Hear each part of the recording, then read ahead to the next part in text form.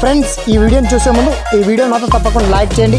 అలాగే మన ఛానల్ని సబ్స్క్రైబ్ చేసుకోండి. పక్కన ఉన్న బెల్ ఐకాన్ మీద క్లిక్ చేయండి. మీకు ఆల్ నోటిఫికేషన్స్ వస్తాయి. తర్వాత కామెంట్ సెక్షన్లో మాత్రం దిస్ వీడియో ఈజ్ అమేజింగ్ అని టైప్ చేయండి.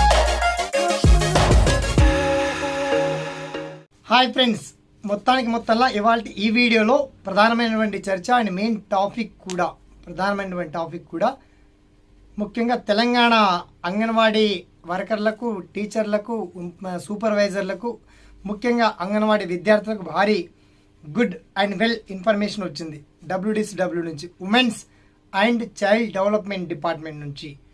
ఇప్పటికే అంగన్వాడీ టీచర్లకు ఆల్రెడీ ట్రైనింగ్ సమయంలో కూడా చెప్పి ఉంటారు. ఇక అంగన్వాడీ సూపర్వైజర్లకి అయితే ఇన్ఫర్మేషన్ తెలిసి ఉంటుంది. అయితే ఆ గుడ్ న్యూస్ ఏంటి, అసలు ఎక్కడ, ఆ డీటెయిల్స్ మనం షార్ట్ కట్ తెలుసుకుందాం. ఓకేనా? So let start our topic.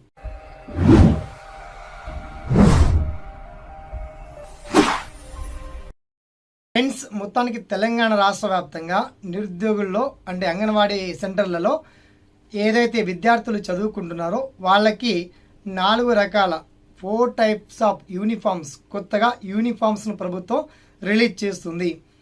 అసలు వస్తాయా సార్, లేక మీకు ఎవరైనా చెప్పారా, మీరు మాయమాటలు కావాలని చెప్తున్నారని చెప్పేసి మీరు అనుకోవచ్చు.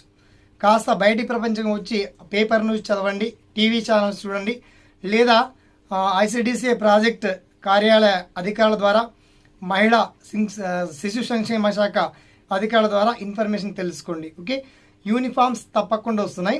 అలాగే పాతబడ్డటువంటి అండ్ అక్కడిక్కడ రెంట్కు కిరాయిలో ఉంటూ అద్దె భవనాల్లో నడుస్తున్నటువంటి అంగన్వాడీ సెంటర్లను కూడా కాస్త అప్గ్రేడ్ చేయడం కోసం కూడా భారీ సంఖ్యలో నిధులను రిలీజ్ చేసింది ప్రభుత్వం. ఓకే, అలాగే అంగన్వాడీ టీచర్ల వేతనాల పెంపు పైన కూడా జీవో జారీ చేశారు.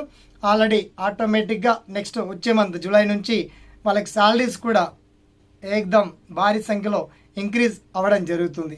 మొత్తంలో విద్యార్థులందరికీ కొత్తగా యూనిఫామ్స్ కూడా వస్తున్నాయి.